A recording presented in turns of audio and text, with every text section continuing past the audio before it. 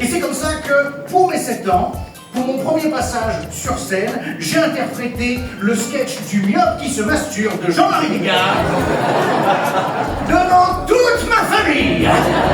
Salut à tous, c'est Carlos Flinroy. Cette année, je vais jouer au Café-Théâtre Le Pont de Singe quasiment une semaine sur 2. Vous allez voir ma tronche tout le temps. Et j'ai promis que je viendrai qu'avec des sketchs neufs. La tradition, pour moi, au Pont de Singe, c'est de toujours venir avec une exclusivité mondiale. Du coup, je me suis dit que j'allais documenter tout ça, avec à chaque fois un making-of avec moi, le Carlos du passé qui est en train d'écrire ce sketch et qui ne l'a pas encore joué, et il y aura Carlos du futur qui est en train de regarder la vidéo. Allons-y, j'ai 48 heures, le sketch doit faire 15 minutes, c'est parti.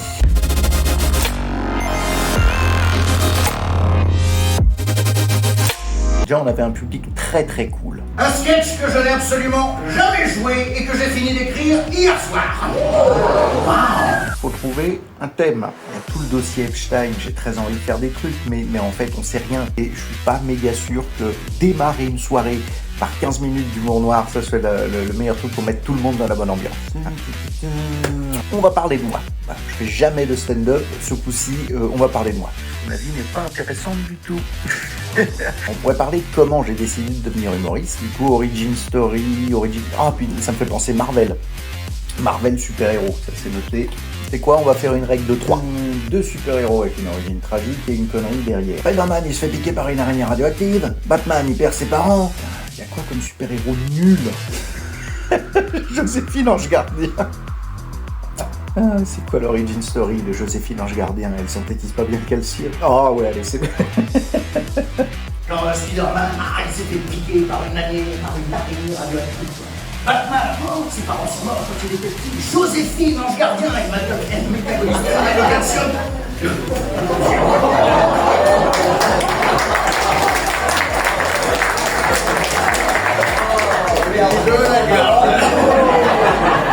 Ah, j'ai bafouillé.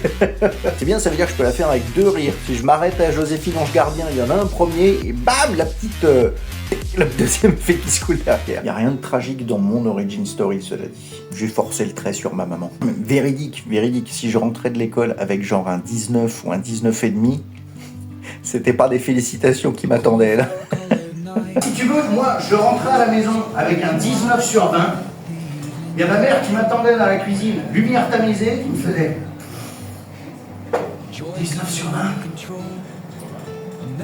Qu'est-ce que t'as encore fait comme connerie? J'aime bien aimer la vague de oh, ils savaient pas s'ils avaient le droit de se marrer ou pas. Oh, c'était mignon, mais elle me demandait quand même qu'est-ce que t'as encore fait comme connerie. Je vais raconter ça, mais beaucoup plus dark. C'est un humoriste, c'est un professionnel des blagues. Tu veux dire que tu peux être payé tout en recevant de la part d'inconnus l'affection que je n'ai jamais reçue de maman? Regarde celle-là. Ouais, un peu trop dark par rapport à ce que je fais d'habitude quand même. Je vais voir si Amandine Lourdel, elle la veut. Si elle a plein de vannes dans ce coup-là, dans son spectacle que j'adore. Alors, vrai truc, j'ai découvert le One Man Show avec Jean-Marie Bigard. Parce que je shippais les cassettes vidéo de mon père, je les regardais au pif et je suis tombé là-dessus. Et c'est ça qui m'a donné envie. C'est Jean-Marie, oui. Du coup, je peux grave raconter que quand j'étais petit, j'apprenais par cœur les sketchs de Bigard et je les jouais devant ma famille. True story. Du haut de mes 7 ans, je passais des après-midi entiers à recopier les sketchs et à les apprendre par cœur, tu vois, comme un Gad Elmaleh en culotte courte.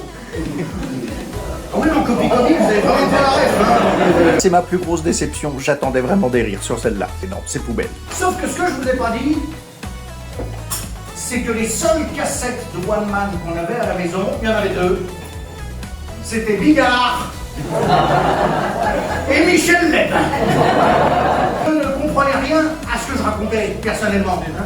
Et c'est comme ça que, pour mes 7 ans, pour mon premier passage sur scène, j'ai interprété le sketch du myope qui se masturbe de Jean-Marie Bigard devant toute ma famille.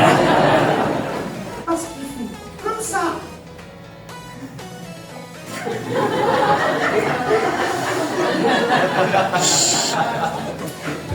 Voilà, je fais encore des cauchemars aujourd'hui où je parle à une foule qui me fixe avec un sourire. Non, mais j'ai encore honte, bien sûr, oui, j'ai fait des sketchs absolument affreux devant mes grands-parents, etc. Donc ça, je pense que ça peut les faire marrer, je vais garder ça. Dans un sens, je suis content d'avoir vaincu ce traumatisme ce soir.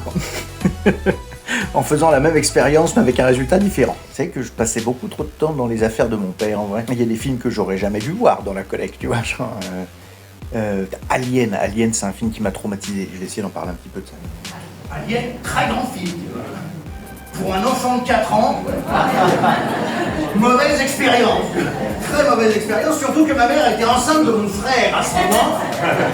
Je veux dire qu'il y avait une certaine forme d'angoisse qui se développait à table. Par contre, Alien, j'ai pas de vanne. Ça fait quoi d'incroyable, les aliens? Tu tombes enceinte quand ils se collent à ta tronche. Ah oui, ça.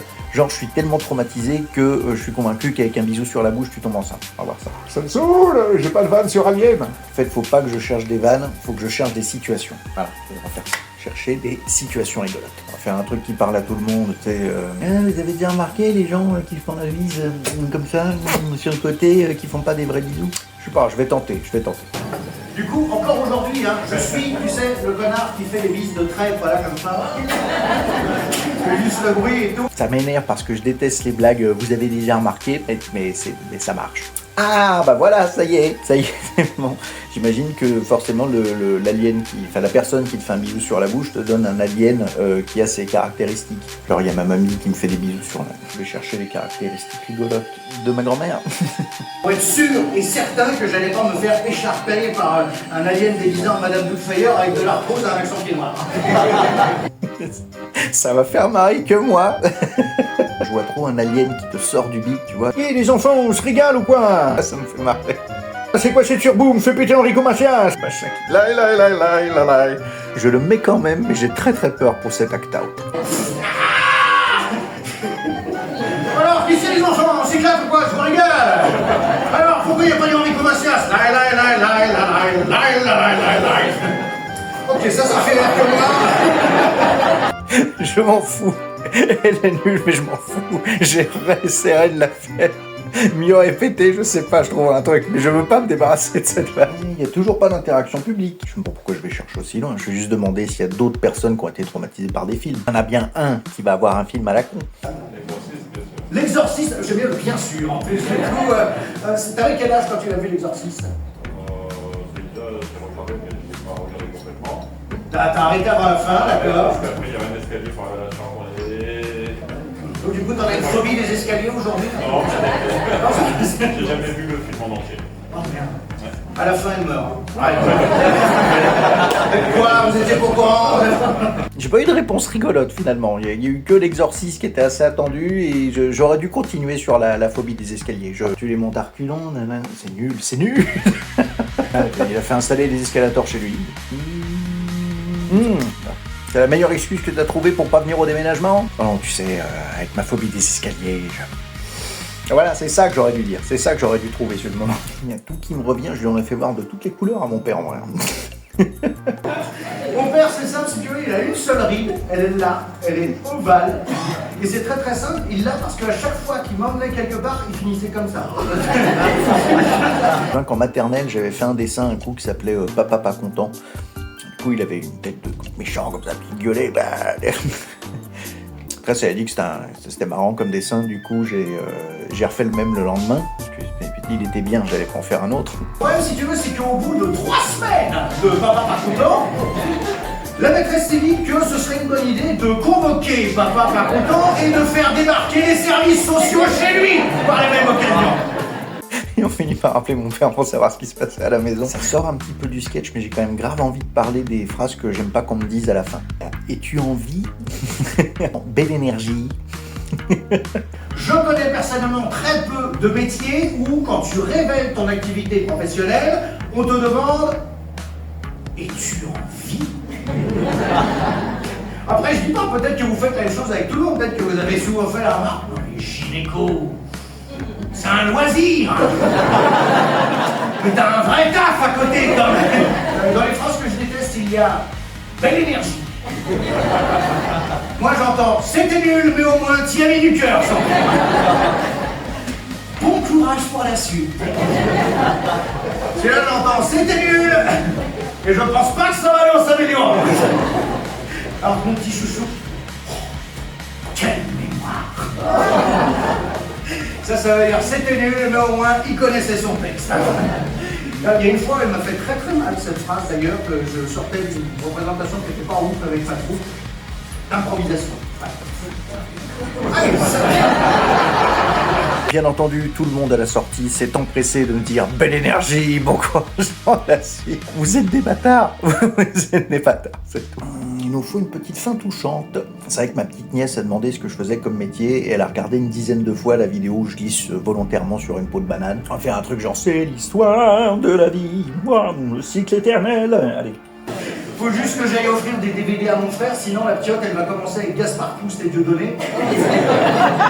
Il y a un vrai truc qui m'est arrivé, mais je vais changer le personnage pour que ce soit ma petite nièce. Est-ce que tu peux emmener la petite faire pipi? Moi je dois gérer le barbecue, donc pas de soucis, j'y vais, j'emmène la gamine faire son affaire, tout ça. Et elle revient toute guillerette sur la terrasse en disant eh ben moi, j'ai fait pipi avec ma zézette.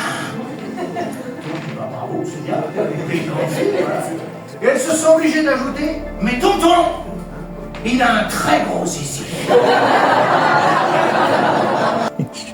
J'étais mortifié. Encore aujourd'hui, je me demande ce qu'il lui a pris. J'aimerais savoir. Fifi, si tu regardes cette vidéo, tu peux me donner la réponse. J'aimerais vraiment savoir pourquoi. Ah, comme ça, c'est le premier sketch de la petite et je lui dis belle énergie. J'ai regardé la gamine comme ça.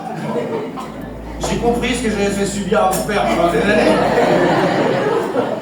Et je me suis octroyé le droit d'être le premier à lui dire ces phrases. Belle énergie. Bonne chance pour la suite. Et non, je n'avais aucune raison et aucune envie d'ajouter quelle mémoire.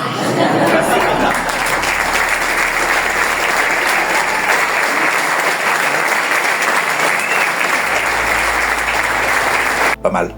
Ça boucle bien. Je suis content, les gens avaient déjà envie d'entendre quelle mémoire. À la fin, ils l'ont tous gueulé, genre quelle mémoire.